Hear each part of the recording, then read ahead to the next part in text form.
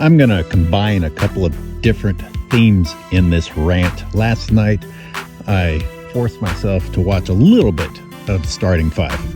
It's painful. I had to, just skip around, and then I actually left the room while it would record, and then came back because I just can't listen to any of them. LeBron James is the worst, but I just can't listen to any of it. God, these divas. I don't give a fuck what you think. God, these guys love themselves and love being on camera. And there's something that took place that was completely predictable, and that was LeBron James rewriting history, using this as a platform to make excuses or tell his side of the story, which is rarely what happened, if ever. And he's cursing unnecessarily. He's doing his wide-eye, fake sincerity crap and all of his hollow speeches.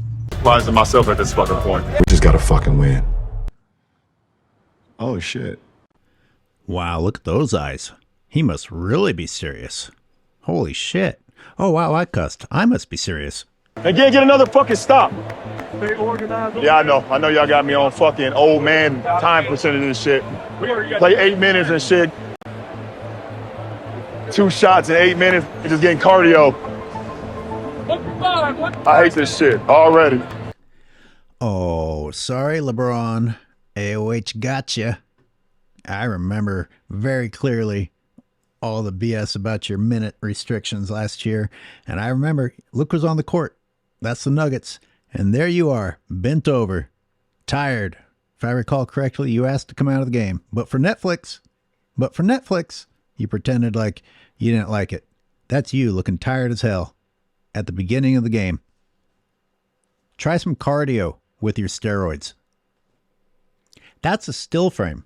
That's the cover to the video I did at the beginning of last season. And the title is, I already can't keep up with the BS. I'm drowning in it. A year later, it's just nothing but BS. Man, you guys wonder why I think about quitting. There it is. Let me just put all the evidence out there for all you naysayers. There it is, 23-24 season. And there it is, against the Nuggets, opening game. That's LeBron James bent over in the first period. And there's LeBron James with the team high of points. And there's the team with a loss. How many times have I shown you that LeBron James getting the team high usually means that the team loses? LeBron, you are not the best offensive threat. LeBron, you're not the best player. LeBron, you're not good enough to still be on the team. So when you get the team high, it's not good. It's not good for the team. But let's make a Netflix special about how you should have been in more.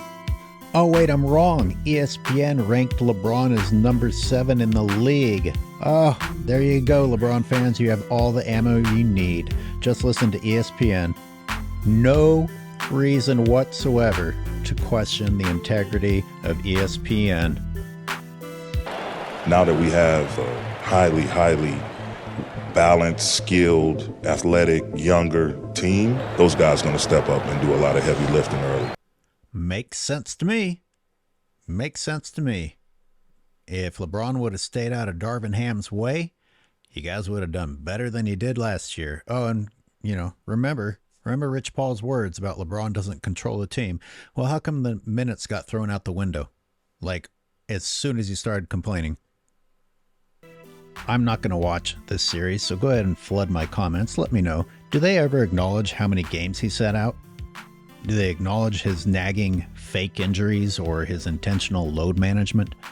Because it's pretty darn smart for Darvin Ham to want to rest him when the guy's fragile, when he's injury prone. The last several seasons, he's hardly played. Anthony Davis looks like an Iron Man compared to him. And you're going to criticize Darvin Ham for being worried about your health? The next Netflix series should be called LeBron Capping for Himself, because that whole thing right there was a performance for the cameras. He was happy as hell to take a break. That man is lazy. That man is lazy on the basketball court and leaves his teammates hanging all the time. Most of his fitness is about vanity, and even that's cheating. He's using steroids, people. Walking around with his shirt off and always wanting to talk about his body and what he puts into his body, just show us with your game. There we go. Let's switch to this smug, moronic look. Acting all proud of himself, as if you don't have a fucking quarter of paint of makeup on and beard dye in. How can you be so proud of yourself? That's not even what you look like. And you're still ugly. Hideous. Hideous. And this is right after he said, "You just fucking win." I got to get some old school guys on the show and talk about this. And it can't be old school white guys, unfortunately, because people are going to be like, "Oh, you don't understand." No, I need some old school black guys to come on and explain to these youngsters how embarrassing it is to walk around cussing like that needlessly. No one took the game more seriously than Michael Jordan. No one was a more fierce competitor than Michael Jordan. No one wanted to kill you more than Michael Jordan. You don't hear him stinking up the joint with foul mouth talking left and right and all over the place. All the games, all the plane rides. There it is, complaining. Everybody tune into Netflix to hear spoiled brats complain about their privileged lives. Yeah, look at that plane. That must have been a rough flight, LeBron. This is the guy that was complaining in preseason about having to travel to do his job occasionally. But he's also the guy supposedly complaining about playing minutes. He's not getting enough playing minutes. My ass. Stop it. You complain about everything. You look for a break every chance that you get. How many games did you miss last year? You're telling us you wanted more minutes? You're missing entire games for BS reasons. Just stop the lies. So this morning I'm listening to Sports and Fitness Rants, and he's talking about LeBron James gave a speech or a press conference, something about how we, the Lakers, need to get back better on defense.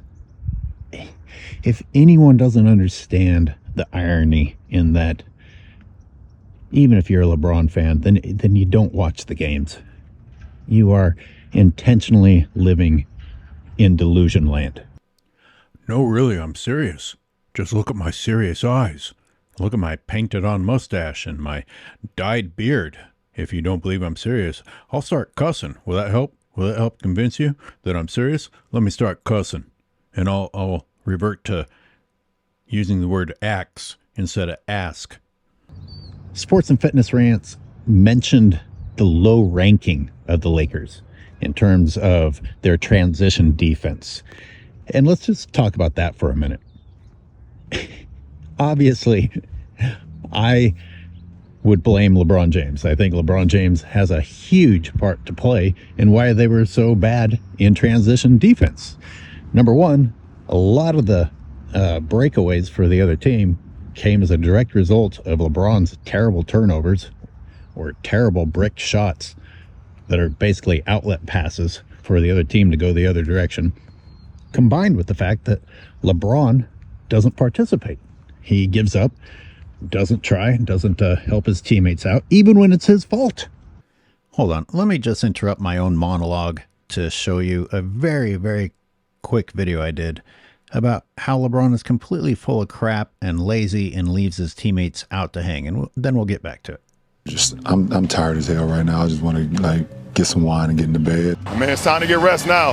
Tired as hell. We already know nothing this guy says means shit. Hell, he doesn't make good on his claims. He depends on his superior teammates to back anything that he does claim up. He makes up random shit. He even deletes things that he says sometimes. Wouldn't it be cooler if other people told stories about how you don't get tired the way they do about Jordan, instead of you having to tell people that you don't get tired? But all that aside, from a teammate perspective, geez, if you aren't actually tired in all these shots where you look tired, it's great to know that this is just about you having a bad attitude and not wanting to help the team, not about you actually being tired. That's way better. You're really cool, man.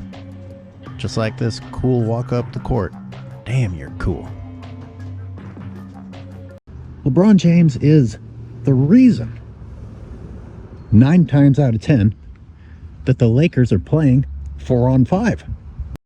Let's entertain the other side of that for the delusional fan base that won't hold LeBron accountable for anything, ever, and say, okay, it wasn't that LeBron wouldn't get back on D. Well, isn't LeBron this great leader? Isn't he in the best shape?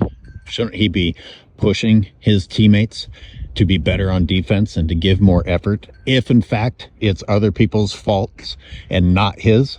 Oh, well, you can't expect him to be responsible for how his team behaves. Oh, I sure can. When you win, you're happy to give him the praise then. It's just like what Sports and Fitness Rants said, when things go well, all praise to LeBron. When things go poorly, all criticism to other people. Now, this leads me to talk about something else that was in the little bit of the starting five that I watched.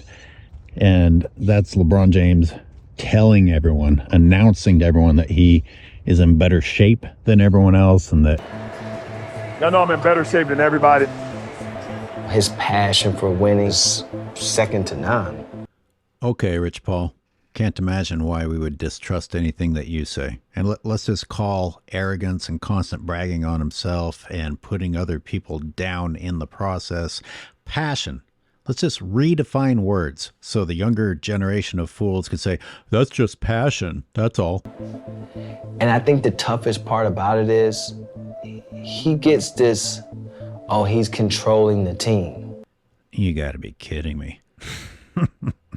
They're countering reality as reality's taking place. LeBron undeniably is controlling that team. Are you joking? I'm actually refraining from cussing now because watching LeBron James cuss lets me know how unclassy it is. Look at this clown, Rich Paul. Right. $1 million, bro, we know that ain't the A-all, B-all. But it's more than our family has ever had before. Oh, my God. This guy thinks everything he says is prophecy. LeBron, that's more than 99% of people's families have ever seen. You idiot. LeBron, you're part of the 1%. A lot of the NBA is part of the 1%. The rich get richer. And that's what you've done with Quincy and LeBron Jr. You helped yourself, you helped the rich, and you hurt the poor. That's what you did. I don't want to hear anything about him helping his community. No. His community is the 1%. You can stop this black bullshit. LeBron James does not have a color except for green. Oh, wow, I really derailed there. Okay, back to the regularly scheduled program. He thinks that the old man minutes are BS. Stop it. LeBron James quits sooner than everyone else and more often than anyone else. In fact, last year when that whole minutes restriction thing was going on, they were all talking about it. Well, the very first game of the season, I filmed LeBron James with bent over, hands on his knees, right at the beginning of the game. And not much later, I saw him ask to get pulled out of the game. Sports and Fitness Rants actually gave me a shout out and said, just go and look at AOH's channel if you want the visual proof. And anyone that argues that there isn't the proof, you're like someone standing in a library where every book on the shelves is the book you're looking for, a copy of the book you're looking for. And you're standing there with your hands up like, I don't see anything. I don't know where to look to find what I'm looking for. The revisionist history of LeBron James that's taking place even while he's still playing. That's disgusting, but you know how it works? Because today's fans don't watch. And as the financials have shown, it's not necessary. It's not necessary for them to watch the game to still have a product, apparently.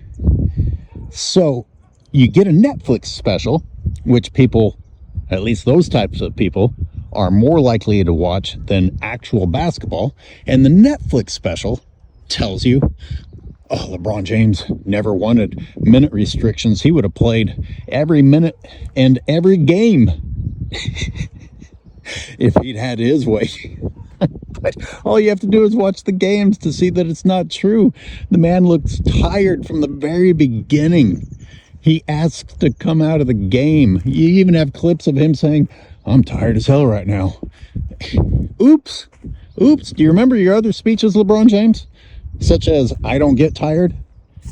The man can't speak without lying, it seems like, which brings us to the big eyes and cussing thing that I've been talking about. It's so obnoxious, his big eyes and using curse words to try and convince, well, I guess it works on a stupid audience that he really means what he's saying, because just look how I'm making my eyes get big and I cussed.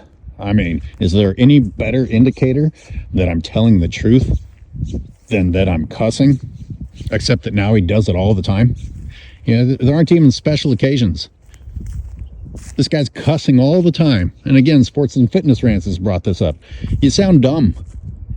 At a minimum, you don't sound like a role model or an adult. And people are going to turn around and say, man, the things that you're worried about, the things you're picking on, that's just the way it is now.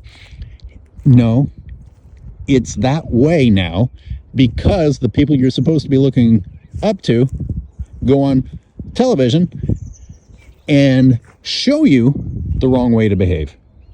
And then you have the commentators and the analysts coming on like Broussard and Broussard's replacement who say, well, that's just the way it is now. You got all these people, whether it's the athletes or the commentators, telling everyone, don't strive to be better. It's just the way it is now. Nothing you can do about it. Well, that's not what a role model is. A role model does the right thing, even if it's not what everyone else is doing. In fact, that's the very definition. Be the shining light. Be the shining light. Don't just be part of the darkness because it's convenient.